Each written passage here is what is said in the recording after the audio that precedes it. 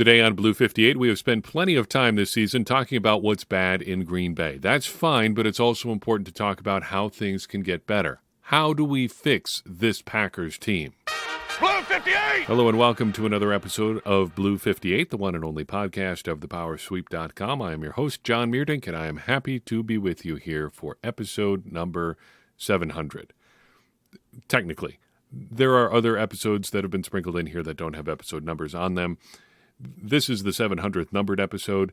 We used to make a bigger deal about hitting the big round numbers than I feel like we need to now. So I just want to say thank you for sticking with this very silly show. Last week's show, or not last week's show, the last show was particularly silly, though quite a few people seem to have enjoyed Mark Murphy's routine for getting ready for a workday at Lambeau Field. I just want to say thank you for continuing to listen along, for helping this show become what it has been. It's the audience that makes it what it is, and I appreciate you listening along as we talk about the Packers, which in the grand scheme of things don't matter very much at all. But it's a fun thing that we get to do together, and as long as we're all having fun, I say we keep going, and I'm having fun, so let's see how many more episodes we can get in. Last episode, we talked about the Packers tearing everything down. This time we got to build things back up, or rebuild things, or fix things, or whatever terminology you want to use. We're going to try to right the ship for the Packers this year. I think it is important to talk about things like this. It's important to talk about fixing things for a few reasons. First, fixing things is the goal. We want things to be better. Duh. Everyone wants it to be better. Nobody wants it to be bad. So figuring out how to fix it is important.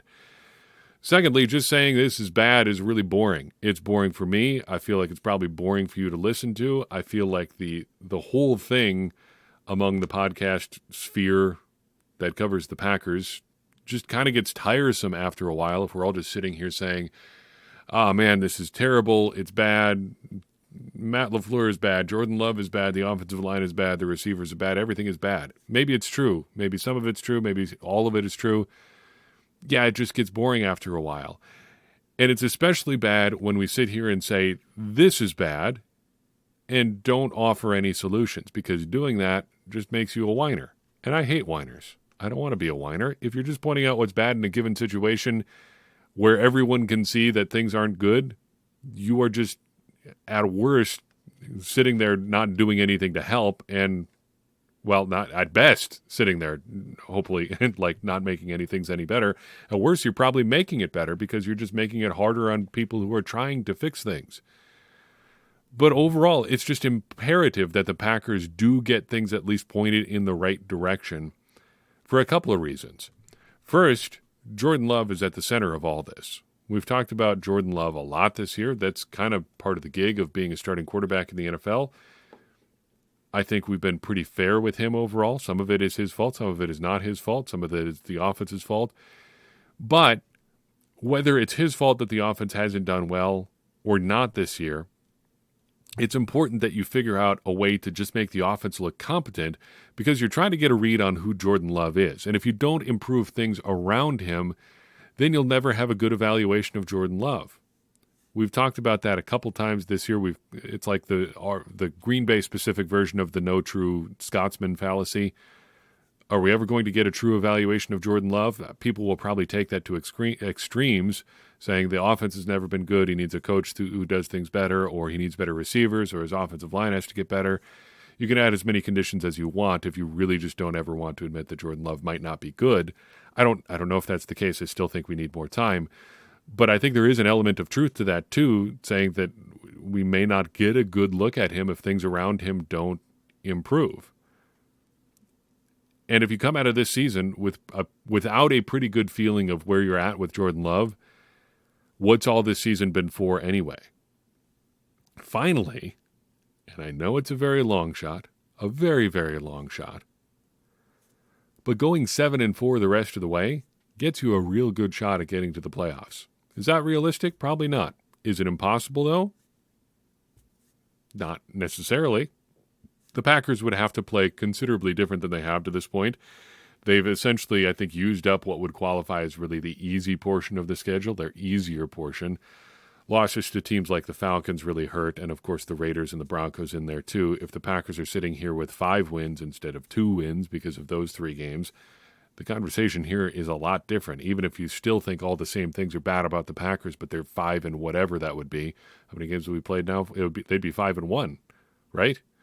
Only the Lions loss in there. The conversations around the Packers are considerably different.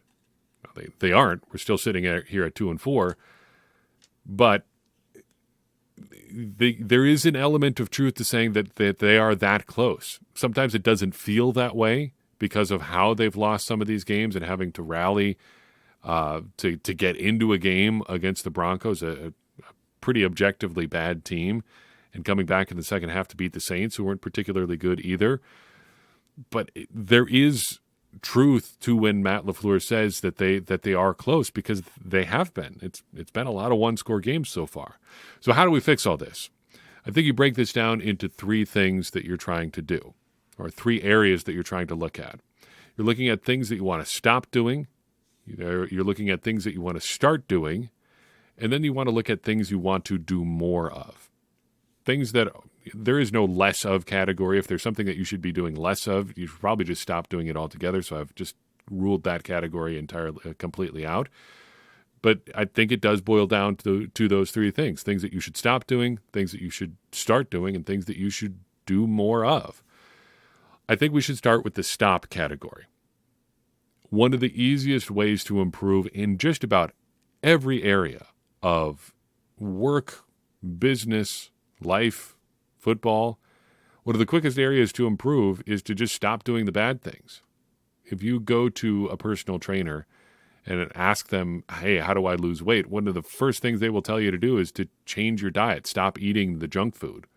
Just cut some food out of your diet, and chances are your health is going to improve. If you just stop doing the bad things, you're well on your way already. There's a famous story, maybe not a famous story, there's a noteworthy story about Mike Holmgren from when he was with the Bill Walsh era 49ers. He did a study on the 49ers offense, trying to look for things that were not going well for them, and discovered that there was one particular play where Joe Montana was throwing most of his interceptions. And Bill Walsh was just like, well, let's stop doing that. Obviously, we're not going to run that play anymore. And they threw it out of the playbook, and their offense got more efficient. If you can imagine that. The offense led by Joe Montana and Jerry Rice got better just because they stopped doing one particular play. There are some things like that in Green Bay. So, what are they? What should they stop doing? First, let's chuck all the A.J. Dillon shotgun runs. In previous seasons, it actually has been a kind of misconception that A.J. Dillon couldn't run well out of shotgun.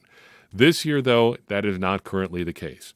Under center, he's averaging a mighty 3.6 yards per carry, so it's not like he's setting the world on fire.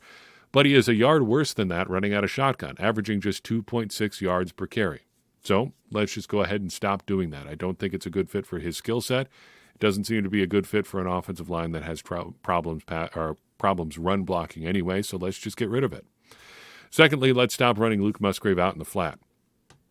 According to Pro Football Focus, 8 of his targets on the year are at or behind the line of scrimmage, and those catches have gone for a grand total of 37 yards. Just not a good use of your tall, athletic tight end. We talked about that a couple episodes ago. Luke Musgrave is 2 things. He's tall and fast. Neither of those things are great helps for running 2 yards out or 2-yard outs, because just your build is going to be a problem there. Getting those long arms and legs all pointed in the right direction after you've just made a couple of cuts to get 2 yards out, then turning it upfield again, it's physically difficult to do. It also doesn't give him a chance to build up a lot of speed. Just chuck it. They're not good plays, and they're not a good use of his skills. Just quit doing them. Related to that, let's get rid of all the screens right now. The offensive line is not organized enough to get this done. Jordan Love, for whatever reason, seems to have problems delivering those passes accurately. The throwback screens in particular, while that one did work beautifully well in Week 1 to Aaron Jones, just are so long developing that everybody seems to have figured them out by now. Let's just chuck them for right now. Screens historically have been a pretty inefficient play in the NFL, as much as that pains me to say, because a great screen pass is just gorgeous to watch. In preparation for this episode, talking about screens, I had to look up a couple of my favorite screenplays, and one of them is from the 2014 season, the game where the Packers just obliterated the Bears. But Eddie Lacy taking a screen pass, I think 56 yards for a touchdown. Just beautiful stuff. Screen pass, Aaron Rodgers invites the rush. Eddie Lacy leaks out to the right side of the formation behind Corey Linsley and Josh Sitton and TJ Lang. A convoy of blockers in front of him, just picks his way through the broken field on the right side of the formation before cutting all the way back across to the left side of the field. Randall Cobb blocking downfield, Jordy Nelson blocking downfield, and Eddie Lacy strolls into the end zone for a touchdown. Just magical kinds of plays like that. And I think that's what gets in everybody's head when you think about a screenplay as something like that. Because you get it blocked up well, these plays are amazing to watch. It's just that they tend to not work out a lot of the time. And a lot of your less refined screens than that, not talking the elaborate, running back screen where you get the guys in space and all that. The quick wide receiver screens tend to be pretty inefficient plays. They're the kind of pass that seems difficult for Jordan Love to deliver accurately.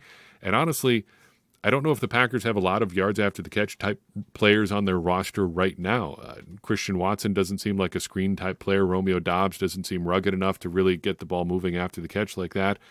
And after that, you're down to guys like Jaden Reed, who really hasn't gotten a chance to do it. He'd probably be your best bet. We'll talk about him in a little bit for doing something like that. But you're starting to get so far down into caveat territory that you might as well just throw the whole thing out here and find other ways to get guys involved than the screen game.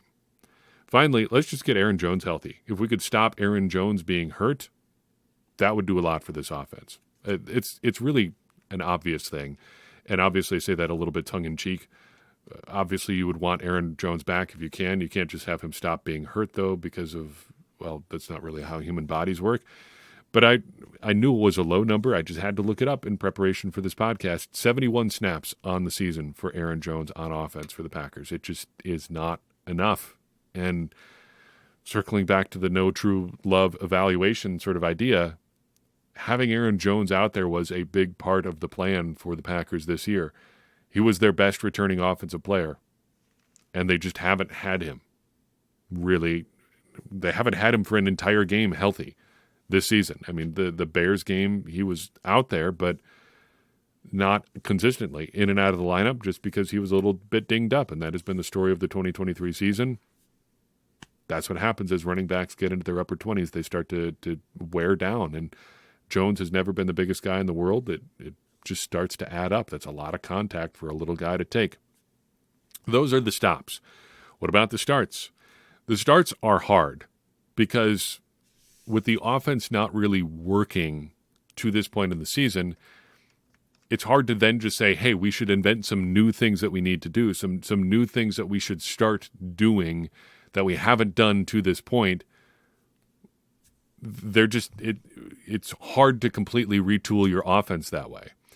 There are two things that I thought of, though. If we could put two things onto the start doing pile, it starts with Christian Watson. This is kind of a little bit of a cop-out, but I think they should start giving Christian Watson a specific job on offense. So Watson gets positioned as the Packers' number one receiver because I guess by default he is. However, I think there is a tendency to think of your number one receiver as kind of a do-everything guy because who was the last number one receiver that the Packers had that they could really count on offense? It was Davante Adams, a Hall of Fame track player who can do everything because he's a great player. Even the weak areas of Davante Adams' game, he found out how to use them in ways that he could still be effective. For instance, Adams was never a really great deep threat in Green Bay. Did you know, and I looked this up the other day, that Eddie Lacy has a longer career long than Davante Adams? Look it up. It's true. Eddie Lacy's career long is 67 yards. Davante Adams' career long is 66 yards. Strange but true. But the point is, Davante Adams has never really been a big deep threat guy or a huge run after the catch guy. But he carves you up for 10 to 20 yards at a time and does it a lot and finds unique ways to get open and even manages to get deep from time to time, though in ways that are a little bit different than guys like, say, Jordy Nelson or some of the other great deep threats in Packers history. It's a little bit different, but he still finds ways to do it. When you're coming off of a guy like that, it's easy to want your next number one guy to be kind of in that vein too, the do-everything guy, the Line up outside, line up in the slot, line up on the left side of the formation, line up on the right side of the formation. The do-everything guy kind of ends up bailing you out just because he can do everything. Well, most players aren't that guy, and Christian Watson isn't that guy yet. Maybe he can be someday. Maybe if he puts his health issues behind him, he can do that. But when he's on the field, I think the Packers just need to find a more consistent way to use him. Use him in a smaller sort of package. Continue to get him deep. Continue to get him across the field. And I think just do things like that. Maybe don't use him in route combinations where he's going to get tied up with somebody else. I think it needs to be go deep or run, kind of deep over routes or shallow crossers. So go deep, deep over, crossers, stuff like that. Just use Christian Watson's speed in a very specific way. He doesn't need to be the do-everything receiver. He just needs to be, I think, your go-fast receiver. And even if he's limited speed-wise still as he recovers from his hamstring issues, he's still probably faster than anybody else the Packers have out there. And more importantly, he's big and fast at the same time, which is a combination the Packers don't have anywhere else on their roster, except for Luke Musgrave, but he's a tight end. More on Luke Musgrave here in a second. Secondly, let's start trying some more options on the offensive line. Outside of week one, when the Packers had David Bakhtiari, which feels like ancient history now, the offensive line has basically been, or I think exactly been, Rasheed Walker, Elton Jenkins, Josh Myers, John Runyan, and Zach Tom from left to right. Is there any reason to continue that? Somebody asked Adam Stenavich that question in a press conference today, would you ever consider Zach Tom at center? And he basically scoffed at the question, said Josh Myers has been playing the best football of his career, which may be true, but it feels like maybe he's one of those students that's going from like a D to a C. Yeah, that's the best you've ever done, but it's still not great, and mom and dad are probably not super happy with that on the report card. So why not try a new combination on the offensive line? Why not start, to continue our theme here, trying some different things? I can think of one good reason to not do that and one bad reason to not do that. The good reason that I would accept if you said, well, let's not do some different offensive line stuff, is that you think that the guys you would try instead of, say, Rasheed Walker or John Runyan or moving people around, getting Myers out of center, are really just that bad. Yosh Nijman and Sean Rhyan are the next two guys up. The Packers gave Yosh Nijman, $4.5 million guaranteed with the second-round tender this spring, and he really hasn't seen the field in a meaningful capacity since then. Maybe he is just that bad. Maybe the evaluation has changed on him. But you thought he was pretty good in 2021. You thought he was pretty good at times last year. You gave him the second-round tender. When did the evaluation change here? Is Rasheed Walker really that much better of an option for you? And Sean Rhyan, I mean, if not now, when? If you don't think he could be a reasonable improvement for anybody on the offensive line, is he ever going to get a chance to play at all? Because he's still sitting, I think, at fewer than 10 career snaps on offense. I don't know if he's actually ever played on offense. I think everything's been on special teams. He might have had a couple snaps on offense a couple of weeks ago when the Packers were just getting beat by the Lions. But I don't think he's played. It's been an insignificant number of snaps on offense to the extent that he's played here as a third-round pick here in year two. And when the Packers have issues on the offensive line, if he can't get out there now, when is it ever going to happen? So those are the good reasons I would accept for not trying something different on the offensive line. The replacements just aren't that good.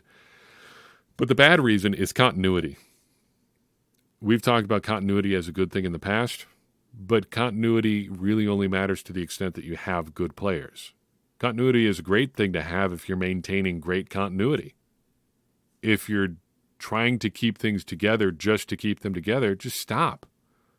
There's no reason to continue doing something that isn't working just because you don't want to change. It's just being afraid at that point. So if you're saying that the Packers, or if you're Adam Stenavich or Luke Butkus or Matt LaFleur saying we don't need to change things on the offensive line just because we want to maintain continuity, it's really not a satisfactory reason. Well, now maybe they don't want to just come out and say that, well, we think Yosh Nijman's a bum, or we think Sean Rhyan can't get it done, or, put it in a nice way. We just think the guys that we have out there are our best five. that's more acceptable. But don't just do it to do it. Don't just have continuity just to have it. So start things on the start list, or start limiting Christian Watson's role to hopefully help him have a bigger impact, and start trying some different things in the offensive line. Now, the do more category. This is a tough one because it's hard to do more when very little is working.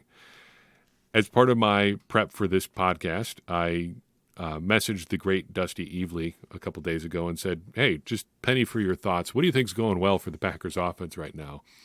I kind of guessed this is what he was going to say, but it was a relief to hear him say it. He said, not really, not much.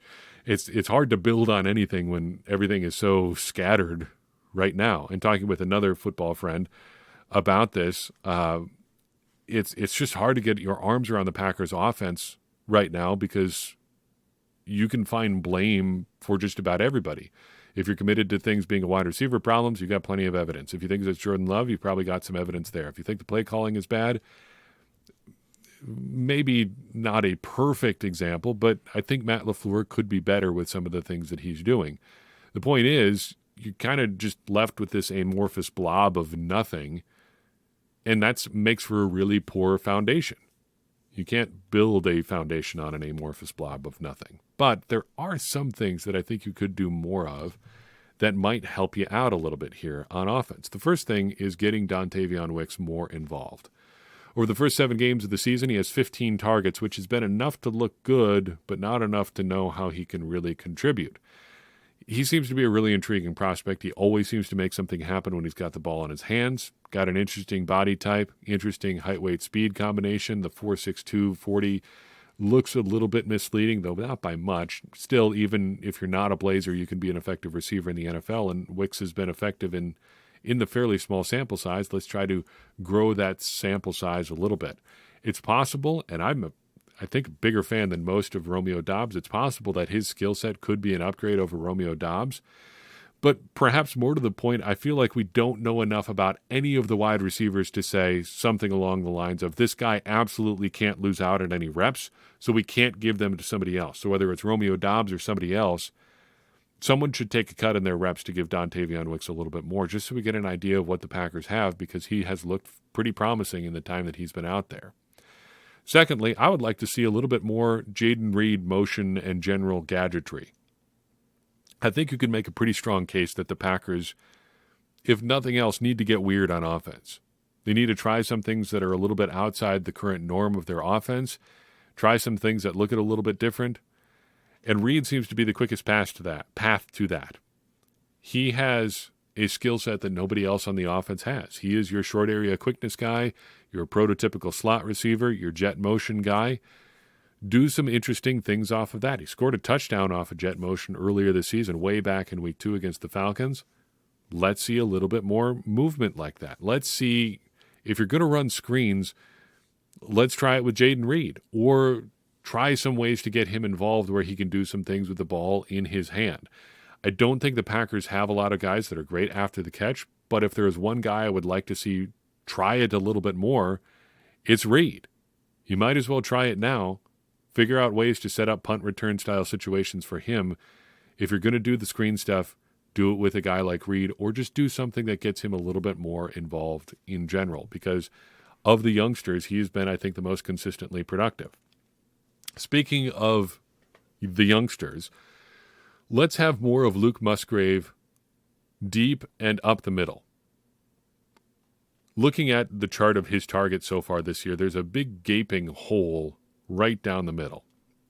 He has been targeted with 3 passes, according to Pro Football Focus, between 10 and, I guess, infinity yards down the field, right down the middle. 3 passes in total, 1 deep shot and 2 over the middle. The vast majority of his targets have been within 10 yards of the line of scrimmage, including, as we mentioned earlier, those 8 behind or at the line of scrimmage this season. That's far too many. The man is purpose-built to run seam routes. He is big, he is fast, he is tall. Let's get him moving up the field instead of across the field. Or if you must run him across the field, do it in such a way where he has a chance to build up some speed and maybe run with the ball a little bit more after that. We haven't seen a lot of the old, tight end bootleg behind the line of scrimmage type plays before. There's a specific name for that. I should probably learn it. But I think you know what I'm talking about. Robert Tonyan made his living off of that in 2020 and 2021 before he got hurt. Musgrave has run that a couple of times. The Packers don't seem to run that as much as they used to. I think the league has basically caught on to that. But that kind of thing, get him moving. If you're going to run him laterally, let him build up some speed. Don't just dump it off to him in the flat where he has to then build up all his momentum on his own. Just get him moving, specifically down the field. Let's see a little bit more of 88 going deep in the near future if we could. Related to that, let's see less of Luke Musgrave in line, more Luke Musgrave standing up. So more of Luke Musgrave in the slot, more likely. Just 77 snaps in the slot so far, just over 30% of his total snaps, which is a little bit misleading because 31 of those 77 snaps came in Week 3. Arguably his most productive game. Had 8 targets in that game against the Saints. Coincidence? Perhaps, but I think worth taking a note of that. Outside of that game, he has maxed out at 13 snaps in the slot in a given game. Let's see him more standing up, detached from the formation. I think he can do some good things out there, and it seems like, again, a good match for his physical skill set. Maybe the best way to do that is to do a little bit more spread offense type stuff. Specifically, I would like to see a little bit more of Jordan Love in the pistol. But generally speaking, pistol and spread type stuff, I think that's the direction this offense needs to go. Now, LaFleur and everybody from the Shanahan tree wants to be under center. They want to have their long developing play action passes and wide zone and all sorts of stuff like that. That's fine. I understand that. I get the schematics behind it. I understand why those plays work together. It comes down to wanting everything to look the same. But you can make everything look the same out of pistol and shotgun too, and do some interesting things from there as well. I think what we've seen from Jordan Love this year suggests that he's more the gunslinger jazz player quarterback than the robo quarterback game manager. He just needs the ball in his hands and needs to turn it loose a little bit more. It hasn't always been pretty when he's done that, but it hasn't always been pretty when he's been trying to run the robotic offense because it depends so much on things that other players are doing. And a lot of times they're just screwing it up, which makes Jordan Love look bad too. So if the highly schemed stuff doesn't seem to be working, why don't you spread it out, let the speed that you do have do some work, and let Jordan Love cook from there. If you're running pistol, you can still run everybody downhill. You're still not running A.J. Dillon out of shotgun in that formation. You can still run your power and fullback stuff if you want to. You can do play action with or without your back to the defense. You could probably work in some bootleg action stuff if you want. Frankly, if the Packers did some sort of RPO that involved a rollout, I would just about lose my mind. And if you did that out of pistol, I think that gives you a lot of interesting options. And Jordan Love has shown that he can move the pocket and be successful outside the pocket and make plays with his legs too. Why not put him in a formation that kind of dovetails with that skill set pretty nicely? I don't know if I want to get him in the habit of running, but maybe if it's a little bit more of an option, you get a little bit more results. He's in year 4, not in year 1. Let him be who he is as a player, and who he is seems to be that kind of just feel it out sort of quarterback than just execute everything super precisely. Finally, and this runs a little bit contrary to I think, conventional wisdom here, and maybe even some things I've said on the podcast, but I think the Packers need to go deep more, but with a purpose. When the Packers have gone deep this year, a lot of times it seems like they are going deep just to go deep. It is now time for us to throw a deep shot, so we're going to put Samori Touré on the field, and we are going to throw the ball deep, and then we're going to be surprised when it doesn't work out. That is not the right way, I don't think, to bring that element of your offense to the field. Don't go deep just to go deep. Go deep because you're trying to accomplish something. Go deep because you're trying to get Christian Watson loose with his speed. Go deep because you're trying to get Romeo Doubs loose on a schemed-up deep shot. Go deep because you want to see Luke Musgrave going down the seam. Use going deep as your tendency breaker, not just something you do because it's time to do it. You can go deep in interesting ways. The Packers ran the leak play with Luke Musgrave earlier this year. He fell down, or otherwise he would have had a touchdown. Stuff like that. There are other versions of that play. There are other types of play where you can scheme up a deep shot for one of your guys who has the speed to get there. And while Dobbs may not have blazing speed, while Samori Toure may not have world-beating speed, they are still fast enough to do some damage when they get down the field. I think you still need to keep going deep. If your short area offense isn't working and your deep offense isn't working either, I would rather continue to take some shots to the intermediate and deep portions of the field than go run play, incompletion on a pass targeted 2 yards down the field, and then incompletion on 3rd and 8. Just try to do something that is going to make the defense pay a little bit more.